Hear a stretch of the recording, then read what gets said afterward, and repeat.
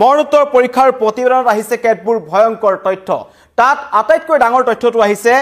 মৃত্যুৰ পূৰ্বে জুবিন গাৰ্গৰ লাওখোলাত আঘাতৰ চিন পোৱা গৈছে এটো গুৱাহাটীত হোৱা দ্বিতীয়বাৰ কাৰণে যেটো হৈছিল মৰণোত্তৰ পৰীক্ষাৰ প্ৰতিবেদনত এবোৰ ভয়ংকৰ তথ্য আহিছে জুবিন গাৰ্গৰ সেন্ট্ৰেল নাৰ্ভাছ সিস্টেমত হোৱা আঘাতৰ বাবে মগজুত গ্লাইৰোসিস নামৰ অংশত পোৱা গৈছে পৰিৱৰ্তিত অৱস্থা এয়া মৰণোত্তৰ পৰীক্ষাৰ প্ৰতিবেদনৰ কিছু অংশ লগতে মৃত্যুৰ পূৰ্বে জুবিন গাৰ্গৰ লাওখোলাত আঘাত থকা বুলি মৰণোত্তৰ পৰীক্ষাত সন্নিবিষ্ট কৰিছে বিশেষজ্ঞ চিকিৎসকসকলে ইয়াৰ পৰা প্ৰমাণ হয় যে জুবিন গাৰ্গৰ এই মৃত্যু স্বাভাৱিক মৃত্যু নাছিল জুবিন গাৰ্গৰ লগত মৃত্যুৰ পূৰ্বে কিবা নঘটিবলগীয়া কিবা ঘটনা ঘটিছে যিসমূহ প্ৰতিবেদনৰ ভিত্তিতে মুখ্যমন্ত্ৰীয়ে উল্লেখ কৰিছিল সিআইডিয়ে নিৰ্দিষ্ট দিশ বিচাৰি পাইছে আৰু কালি দিনটো যেটো ভিছাৰ ৰিপৰ্টৰ কথা মুখ্যমন্ত্ৰীয়ে কৈছিল তাতো কৈছে যে এটা অনাকাংক্ষিত খবৰ বা ফলাফল ওলাব পাৰে তাৰ মাজতে হঠাৎ এই কথা আহিছে যে জুবিন গাৰ্গৰ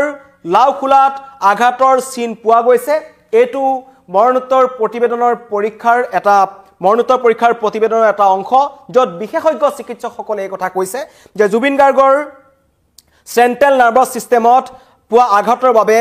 মগজুৰ গ্লাইৰোসিছত অংশত কিছু পৰিৱৰ্তিত অৱস্থা পোৱা গৈছিল আৰু মৃত্যুৰ পূৰ্বে জুবিন গাৰ্গৰ লাওখোলাত আঘাত থকা বুলি মৰণোত্তৰ পৰীক্ষাত সন্নিবিষ্ট কৰিছে বিশেষজ্ঞ চিকিৎসকসকলে যিসমূহ প্ৰতিবেদনৰ ভিত্তিত মুখ্যমন্ত্ৰীয়ে কালি কৈছিল লগতে তদন্তকাৰী সিআইডি ইতিমধ্যে গ্ৰেপ্তাৰ কৰা অভিযুক্তৰ বিৰুদ্ধে জুবিন গাৰ্গৰ অস্বাভাৱিক মৃত্যুৰ ক্ষেত্ৰত ভাৰতীয় ন্যায় সংহিতাৰ 103 অনিচ্ছাকৃত হত্যাৰ কাৰণে 105 আৰু অৱহেলাৰ ফলত মৃত্যুৰ কাৰণে 106 এক ধাৰাটো আৰোপ কৰিছে সন্নিবিষ্ট কৰিছে ইয়াৰ পৰা এটা কথা গম পোৱা যায় যে মুখ্যমন্ত্ৰীয়ে কোৱা নিৰ্দিষ্ট দিশ যোনটো কথা কৈছে কাৰণ মুখ্যমন্ত্ৰীয়ে আগতে কৈছিল যে হত্যাও হ'ব পাৰে শেখৰ জ্যোতি গোস্বামীয়ে মন্তব্য কৰিছিল যে সিদ্ধাৰ্থ শৰ্মাই জুবিন গাৰ্গক বিহপান কৰি হত্যা কৰিছে তাৰ আগতেই জুবিন গাৰ্গে মূৰত কেনেকৈ আঘাত পালে জুবিন গাৰ্গ ইয়ত পাৰ্টিটোত প্ৰথমতে পৰি গৈছিল নেকি কাৰণ জুবিন গাৰ্গ আগতে কেইবাবাৰো ষ্টুডিঅত তেওঁ পৰি গৈছে ডিব্ৰুগড়ত অসম জাতীয়তাবাদী যুৱ ছাত্ৰ পৰিষদৰ শ্ব কৰি যেতিয়া তেখেত এখন হোটেলত আছিল তাৰো বাৰ্থৰুমত জুবিন গাৰ্গ পৰি গৈছিল অনুৰূপ ঘটনাই সংঘটিত হৈছিল নেকি সিংগাপুৰত সেই ঘটনা লুকুৱাই ৰখা হৈছিল নেকি তাৰ পাছত জুবিন গাৰ্গৰ স্বাস্থ্যৰ অধিক অৱনতি ঘটিছিল নেকি তেনেবোৰ প্ৰশ্ন এতিয়া উত্থাপন হৈছে জানি বুজি পৰিয়ালৰ লোকক সেই খবৰ দিয়া হোৱা নাছিল নেকি জুবিন গাৰ্গৰ ইয়াৰ পূৰ্বে সেই ইয়ত পাৰ্টিত থকাৰ সময়তেই পানীত নমাৰ আগতেই জুবিন গাৰ্গ অসুস্থ হৈছিল নেকি বহু তথ্য বহু প্ৰশ্ন এতিয়া নতুনকৈ উদ্ভাৱন হৈছে কিন্তু এই মুহূৰ্তত আপোনালোকক জনাইছো মৃত্যুৰ পূৰ্বে জুবিন গাৰ্গৰ লাওখোলাত পোৱা গৈছে আঘাতৰ চিন এয়া মৰণোত্তৰ পৰীক্ষাৰ প্ৰতিবেদনৰ এটা তথ্য যেটো সিআইডিৰ ফালৰ পৰা কিছু তথ্য আহিছে আৰু কালিও মুখ্যমন্ত্ৰীয়ে যিবোৰ মন্তব্য কৰিছিল সেই মন্তব্যটো এটা কথা স্পষ্ট হৈ গৈছিল যে তদন্ত প্ৰক্ৰিয়াটো চলি আছে তদন্তত বহু ডাঙৰ ডাঙৰ ক্লু সিআইডিয়ে পাইছে আৰু এটা তেওঁ কৈছিল যে শীঘ্ৰেই এটা অনাকাংক্ষিত ফলাফল লাভ কৰাটো নিশ্চিত অতি শীঘ্ৰেই অনাকাংক্ষিত ফলাফল নিশ্চিত কৰাটো লাভ কৰাটো নিশ্চিত বুলি তেওঁ মন্তব্য কৰিছিল আৰু সমগ্ৰ অসমবাসীয়ে বিচাৰি আছে বিশেষকৈ গৰিমা শইকীয়া গাৰ্গৰ পৰা আৰম্ভ কৰি পৰিয়ালৰ সকলোৱে বিচাৰি আছে কি পৰিস্থিতিত 19 ছেপ্টেম্বৰত জুবিন গাৰ্গৰ মৃত্যু হ'ল কি পৰিস্থিতিত জুবিন গাৰ্গ দুৰ্ঘটনাত পতিত হ'ল জুবিন গাৰ্গক তালৈ লৈ গৈছিল নেকি তেনেকুৱা ধৰণৰ এটা ঘটনা সংঘটিত কৰাবৰ কাৰণে পৰিকল্পিত হত্যাকাণ্ড আছিল নেকি টকাৰ লেনদেনৰ কাৰণে হত্যাকাণ্ড সংঘটিত কৰা হ'ল নেকি আগতীয়াকৈ কোনোবা বা এনেকুৱা ধৰণৰ চক্ৰান্তত পৰি জুবিন গাৰ্গক হত্যা কৰিবলৈ কোনোবাই আগতীয়াকৈ এখন এনেকুৱা ধৰণৰ এটা ব্লুপ্ৰিন্ট ৰচনা কৰিছিল নেকি সিংগাপুৰৰ একাংশ লোক তাত জড়িত আছে নেকি সিদ্ধাৰ্থ শৰ্মা বা এই সন্দীপন গাৰ্গ শেখৰ জ্যোতি গোস্বামী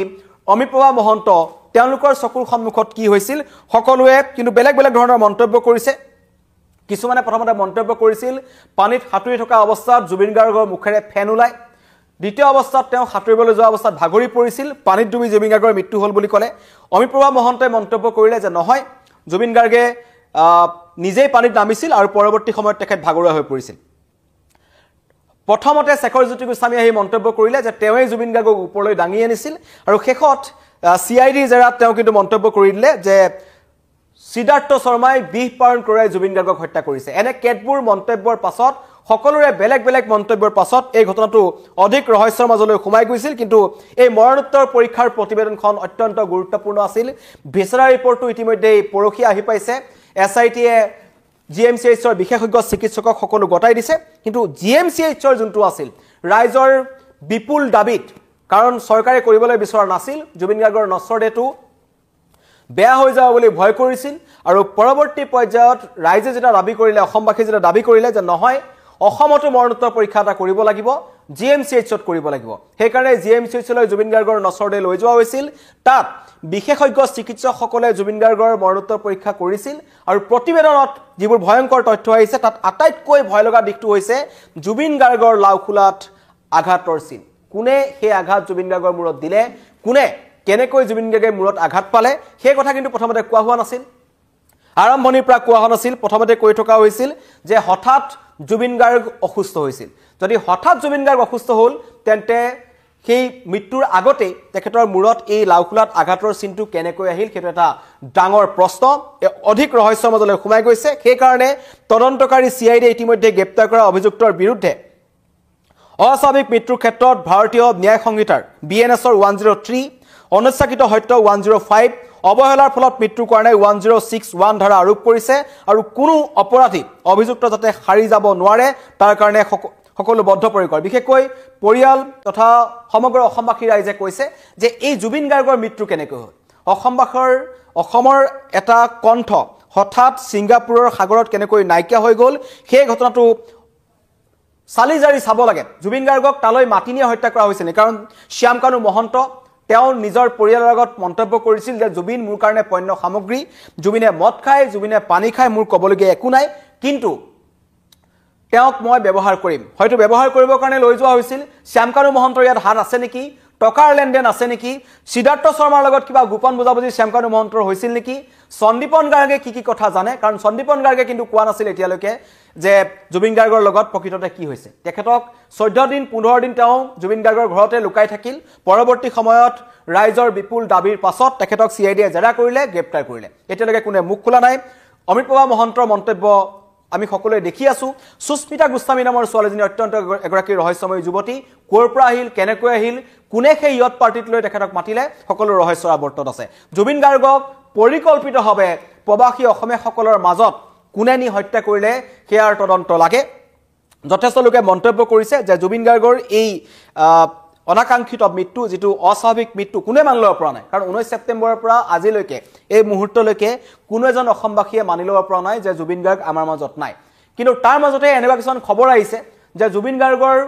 মূৰত বা লাওখোলাত আঘাতৰ চিন আছিল মানে মানুহজনক হত্যা কৰা হৈছিল নেকি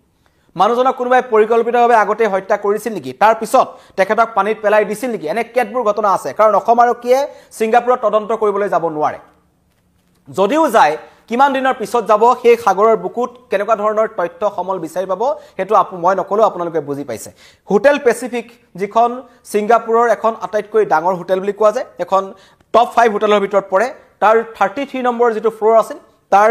জুবিন গাৰ্গ আছিল সেই কোঠাটোত যদি এতিয়া গৈ অসম আৰক্ষীয়ে বিচাৰ কুচাৰ কৰে কি তথ্যমান পাব হেতু মই নকলো আপোনালোকে বুজি পাইছে মানে ছিংগাপুৰৰ তদন্ত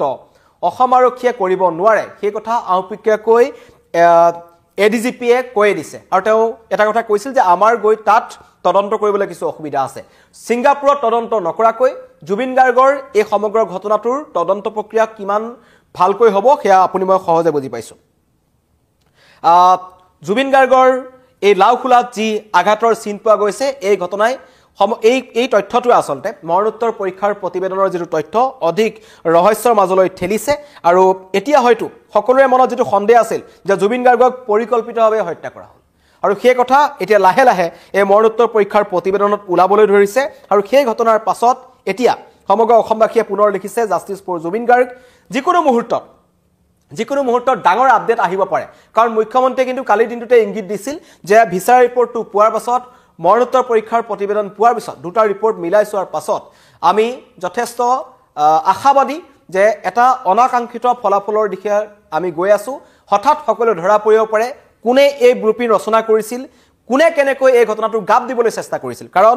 দুৰ্ঘটনা সংগত হ'ব পাৰে সেইটো কোনো ডাঙৰ কথা নহয় দুৰ্ঘটনাটো গাপ দিবলৈ কিয় চেষ্টা কৰা হ'ল এই জুবিন গাৰ্গৰ একেবাৰে কাখত থকা মানুহখিনি জুবিন গাৰ্গক আমি যেটো দেখি আছো 1992 চনৰ পৰা তাৰ পিছত লাহে লাহে জুবিন গাৰ্গৰ কাখত এই ৰঘুমলাৰ দৰে কিছুমান মানুহ আহিছিল যিসকলে জুবিন গাৰ্গ নামৰ বটবৃক্ষ জোপাৰ কাখত ৰৈ তেওঁলোকে নিজৰ ব্যৱসায় চলাই গৈছিল নিজৰ কোনোবাই ষ্টুডিঅ' খুলিছিল, কোনোবাই 6 লাখ টকীয়া মাইক্ৰফোনটো জুবিন গাৰ্গক 16 লাখ টকাত বিক্ৰী কৰিলে। চাবলৈ গ'লে শেখৰজ্যোতি গোস্বামীৰ ষ্টুডিঅ'টো জুবিন গাৰ্গৰ ষ্টুডিঅ'তকৈ বেছি ডাঙৰ, বেছি ইকুইপমেণ্টছ থকা এটা ষ্টুডিঅ' শেখৰজ্যোতি গোস্বামীয়ে খুলিছিল। আৰু এইবোৰ পৰজীৱী উদ্ভিদৰ কাষতেই গৈ আমাৰ বটবৃক্ষজোপা নাইকিয়া হৈ গ'ল, সাগৰৰ বুকুত চিৰদিনৰ কাৰণে অসমবাসীৰ এটা কণ্ঠ নাইকিয়া হৈ গ'ল। এই তদন্তত গাফিলতি কৰা, আহিবলৈ নিবিচৰা, সঁচাটো জনাৰ পিছতো সমগ্ৰ ঘটনাটোক বিপৰীত দিশলৈ লৈ যোৱা মানুহসকলো কিন্তু তদন্ত প্ৰক্ৰিয়াত আহিব লাগে। সকলোৰে বিৰুদ্ধে এইসমূহ ধাৰা দিয়া হৈছে। আৰু আটাইতকৈ ডাঙৰ কথা, সেই ভিডিঅ'টো এই যিটো ভিডিঅ' প্ৰথমৰ পৰা অসমবাসী ৰাইজৰ মনত প্ৰশ্ন উত্থাপন হৈছে। জুবিন গাৰ্গে এবাৰ লাইফ জেকেটটো পিন্ধি সাঁতুৰিছে, এবাৰ খুলি সাঁতুৰিছে, এবাৰ তেখেত ভাগৰুৱা হৈ আছে। দুজন মানে পিছফালৰ মন্তব্য কৰিছে, ইমান দম নাইতো, পানীত ডুবি যাব পাৰে, উঠাই দিওঁ নেকি। এজনে কৈছে পাৰিব। এইবোৰ মন্তব্য কোনে কৰিছিল? কোনে জুবিন গাৰ্গক সাগৰত নামিবলৈ কৈছিল বা সাগৰত নামিবলৈ বাধ্য কৰিছিল বা সাগৰত নামাবলৈ লৈ গৈছিল? তন্ময় ফুকনে সেই য়ট পাৰ্টিটোৰ আয়োজন কৰিছিল, সেই কথা ইতিমধ্যে স্পষ্ট হৈছে। কিন্তু এতিয়া এই লাওখোলাত আঘাতৰ চিন, মৃত্যুৰ পূৰ্বে এই ঘটনাই কিন্তু সমগ্ৰ ঘটনাটো অধিক ৰহস্যৰ মাজলৈ নিছে। এখন ইয়াৰ আৰু নতুন নতুন তথ্য আহিব। এখন সম্পূৰ্ণ মৰণোত্তৰ পৰীক্ষাৰ প্ৰতিবেদনখন কোৱা নাই, মাত্ৰ এটা পইণ্ট আপোনালোকক জনাইছোঁ যে জুবিন গাৰ্গৰ মৃত্যু স্বাভাৱিক নাছিল বুলি আমি যিটো সন্দেহ কৰি থকা হৈছে, সেই সন্দেহটো আখৰে আখৰে প্ৰমাণ হ'ব নিচিনা লাগি আছে। কাৰণ জুবিনৰ ৰহস্যজনক মৃত্যুৰ সন্দৰ্ভত গুৱাহাটীত সম্পন্ন হোৱা মৰণোত্তৰ পৰীক্ষাৰ প্ৰতিবেদনত আহিছে এই ভয়ংকৰ তথ্য। জুবিন গাৰ্গৰ চেণ্ট্ৰেল নাৰ্ভাছ ছিষ্টেমত হোৱা আঘাতৰ বাবে মগজুত পৰিৱৰ্তিত অৱস্থা পোৱা গৈছে। লগতে মৃত্যুৰ পূৰ্বে জুবিন গাৰ্গৰ লাওখোলাত আঘাত থকা বুলি মৰণোত্তৰ পৰীক্ষাৰ প্ৰতিবেদনত সন্নিৱিষ্ট কৰিছে বিশেষজ্ঞ চিকিৎসকসকলে। এই ঘটনাই এই তথ্যৰ পাছত এতিয়া সমগ্ৰ ঘটনা অধিক ৰহস্যৰ মাজলৈ সোমাই যোৱা হৈছে। কাৰণ কোনে হত্যা কৰিলে, কি কাৰণত, জুবিন গাৰ্গৰ সৈতে কাৰ ইমান শত্ৰুতা আছিল? কাৰণ কালিৰ দিনটোত জুবিন গাৰ্গৰ নতুনকৈ যিখন চিনেমা আহি আছে ৰৈ ৰৈ বিনালে, তাৰ এগৰাকী অভিনেত্ৰীয়ে মন্তব্য কৰিলে যে ৰৈ ৰৈ বিনালেখনৰ শ্বুটিঙৰ সময়তো একেদিনাই দুটা অনুষ্ঠান থকাক লৈ সিদ্ধাৰ্থ শৰ্মা আৰু জুবিন গাৰ্গৰ মাজত কাজিয়া হৈছিল, গালি গালাজ কৰিছিল জুবিন গাৰ্গে সিদ্ধাৰ্থ শৰ্মাক। সেইবোৰৰ কাৰণে প্ৰতিশোধ ল'বৰ কাৰণেই জুবিন গাৰ্গক সিদ্ধাৰ্থ শৰ্মাই ছিংগাপুৰলৈ লৈ গৈছিল নেকি, যাতে বিদেশত নি যদি জুবিন গাৰ্গৰ লগত কিবা এটা সংগত হয় তেন্তে সেই তদন্ত প্ৰক্ৰিয়াত যে লেহেমীয়া হ'ব বা বহু যে সুৰুঙা থাকি যাব, সেই কথা এওঁলোকৰ নিচিনা একাংশ চতুৰ মানুহে হয়তো জানিছিল। আৰু এইটো এটা ব্লুপ্ৰিণ্ট ৰচনা কৰিছে। কাৰণ শ্যামকানু মহন্তই প্ৰথমৰ পৰা এটা মন্তব্য কৰিছিল, 19 তাৰিখে জুবিন গাৰ্গৰ কায়িকভাৱে নাইকিয়া হ'ল বুলি আমি গম পালোঁ। তাৰপিছত কেইবাদিনো 1 অক্টোবৰত গ্ৰেপ্তাৰ হ'ল শ্যামকানু মহন্ত আৰু সিদ্ধাৰ্থ শৰ্মা। এই সময়খিনিত তেওঁলোকে একাধিকবাৰ আহি নিজকে নিৰ্দোষী সজাবলৈ চেষ্টা কৰিছিল। শ্যামকানু আৰু তাৰ পিছৰ পৰ্যায়ত নিজকে নিৰ্দোষী বুলি তেওঁলোকে বচাবলৈ চেষ্টা কৰিছিল। কিন্তু পৰৱৰ্তী পৰ্যায়ত ৰাইজৰ বিপুল দাবীৰ পিছত তেওঁলোকক গ্ৰেপ্তাৰ কৰা হ'ল। আৰু এতিয়া মৰণোত্তৰ পৰীক্ষাৰ প্ৰতিবেদনত কেতবোৰ ভয়ংকৰ তথ্য আহিছে। পৰৱৰ্তী সময়ত আমি অধিক ভালকৈ এই মৰণোত্তৰ পৰীক্ষাৰ প্ৰতিবেদনত কি আছে আপোনালোকক সঠিকভাৱে জনাম। ধন্যবাদ।